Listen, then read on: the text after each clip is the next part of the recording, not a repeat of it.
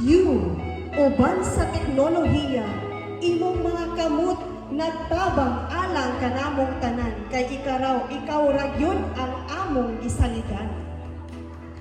Ay, imong kinaadman og kaalam, libre mong ipaambit bisan kang kinsang pag nanginahanglan. Ehemplo ka sa mga magtutudlo nga adunay kasing-kasing sa pag-alagad sa tanan. J. Joy o kalipay ang kanunay mong dala.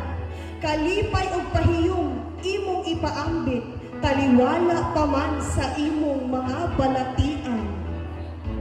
A. Andam kang motabang kanamong tanan, bisan pa man og ikaw na puno na. Y.